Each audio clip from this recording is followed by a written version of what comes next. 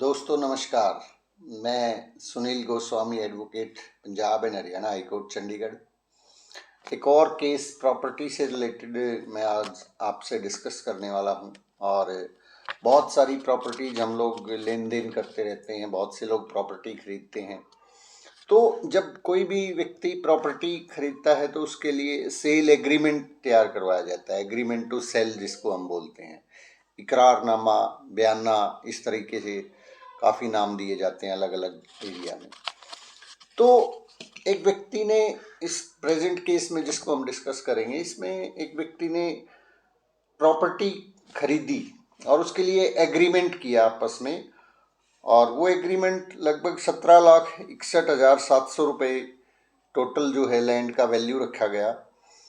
और उसके अंदर जो डेट फिक्स कर दी गई कि 18/9/2004 के भी इस डेट को जो है एग्रीमेंट जो है एग्जीक्यूट किया जाएगा, मतलब रजिस्ट्री करवाई जाएगी। 2 लाख रुपए उसमें बयाना दे दिया गया। 2 लाख रुपए बयाना दे दिया गया और उसके बाद जो है एक पार्टी ने उस एग्रीमेंट को पूरा नहीं किया, यानी कि उन्होंने सेल डीड जो थी बेचने वाले ने खरीदने वाले के नाम नहीं करवाई। तो जो खरीदार था, खरीदार ने सूट फॉर स्पेसिफिक परफॉर्मेंस जो है वो दायर किया कि ऐसे ऐसे हमारा एग्रीमेंट हुआ और उस एग्रीमेंट के अंदर जो है ये जो प्रॉपर्टी है ये हमारे नाम पे करवाई जाए, इसकी रजिस्ट्री करवाई जाए, specific performance of the contract. तो जब सूट चला, उस सूट के अंदर जो ट्रायल कोर्ट था, ट्रायल कोर्ट का ये डिसीजन आया कि सूट के जो एग्रीमेंट टू सेल है उसके अंदर एक क्लॉज है और उस क्लॉज के अकॉर्डिंगली जो है जो बात लिखी हुई है उस क्लॉज के अंदर, वो मैं आपको थोड़ा पढ़ के सुना देता हूँ। क्लॉज 2 उसको बोला गया है कि that if the second party fails to pay the balance amount within stipulated time the advance will be forfeited and if the first party fail or refuse to execute the sale deed and other necessary documents in favor of the purchaser or in the name of his nominees within the stipulated time, the seller will be responsible to pay the double of the amount given as advance.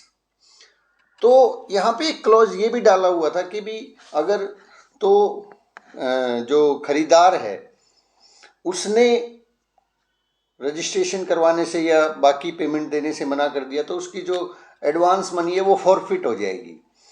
लेकिन अगर बेचने वाला जो है इनकार करता है, refuse करता है वो डॉक्यूमेंट्स, और जो डॉक्यूमेंट्स उस रजिस्ट्रेशन के टाइम पे रिक्वायर्ड होंगे नॉमिनीज़ का या कोई भी उससे रिलेटेड, तो उस सूरत में जो बेचने वाला है वो डबल दी अमाउंट, डबल पैसे देगा उसको, दुगने पैसे। जो जैसे कि इस केस में 2 लाख जो है एडवांस दिया गया था तो 4 लाख रुपए हो गए उसके, डबल दी अमाउंट। तो लोअर कोर्ट ने जो है, ट्रायल कोर्ट ने जो है सूट फॉर स्पेसिफिक परफॉर्मेंस की डिक्री पास करने से मना कर दिया और जो है डबल दी अमाउंट का ऑर्डर पास कर दिया, जिसको चैलेंज किया गया आगे फर्स्ट अपील के अंदर डिस्ट्रिक्ट कोर्ट में, डिस्ट्रिक्ट जज के पास। उन्होंने भी उसी फाइंडिंग को बरकरार रखा कि यहाँ पे जब स्पेसिफिक क्लॉज है तो इस क्लॉज के तहत जो है डबल दी अमाउंट मिलेगा। उसके बाद जो है ना सेकंड अपील जो है हाई कोर्ट में गई। ऑनरेबल हाई कोर्ट ने चीज़ों को फिर से गौर किया और ऑनरेबल हाई कोर्ट ने उस फैसले को पलट दिया। Punjab and Haryana high court ने उस फैसले को पलट दिया और वहाँ पे जो है सूट फॉर स्पेसिफिक परफॉर्मेंस की डिक्री पारित कर दी कि यहाँ पे उसको रजिस्ट्री करवानी ही पड़ेगी। इसके खिलाफ जो पार्टी थी जिन्होंने बेचा था वो हाई कोर्ट के बाद सुप्रीम कोर्ट में गए। सुप्रीम कोर्ट ने जो फाइनली फैसला दिया उस फैसले में यह आया कि कोर्ट में refuse to pass the decree of performance, decree for specific performance. ये पैरा मैं आपको पढ़ के सुना देता हूँ। इसमें एक और केस का जिक्र हुआ है, P D'Souza. And after considering the earlier decision of this court in the case of M.L. Devender Singh versus Syed Khaja, this court observed and held that where the sum named in an amount, the payment of which may be substituted for the performance of the act at the election of the persons by whom the money is to be paid or the act done.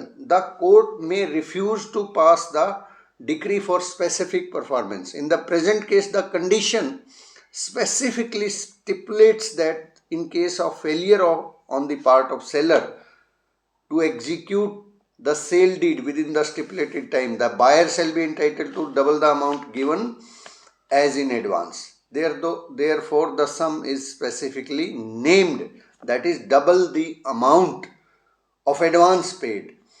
तो यहाँ पे honourable Supreme court ने कहा कि high court ने जो नीचे trial court और जो फर्स्ट अपीलेट कोर्ट थी उनकी फाइंडिंग्स को, जो कंकरेंट फाइंडिंग थी, उनको पहली बात तो कोई जो है एज पर सेक्शन जो हमारा लीगल प्रोविज़न है सेक्शन 100, क्योंकि कंकरेंट फाइंडिंग के अंदर जो है क्वेश्चन ऑफ लॉ का फ्रेम किया जाना भी जरूरी था। पहली बात तो क्वेश्चन ऑफ लॉ फ्रेम किए बिना ही फाइंडिंग्स को पलट दिया गया, जबकि कंकरेंट फाइंडिंग थी। हम लोग जानते हैं कि जब कोर्ट्स की कंकरेंट फाइंडिंग आ जाती हैं ट्रायल कोर्ट के बाद फिर फर्स्ट अपीलेट की, तो हाई कोर्ट की जो पावर्स हैं वो क्वेश्चन ऑफ लॉ के ऊपर ही वो डिसीजन देना होता है। जो फैक्चुअल पोजीशन है उसके अलावा अगर क्वेश्चन ऑफ लॉ उसमें बनता है तभी हाई कोर्ट जो है सेकंड अपील को एंटरटेन करता है, ऐसा लॉ बोलता है।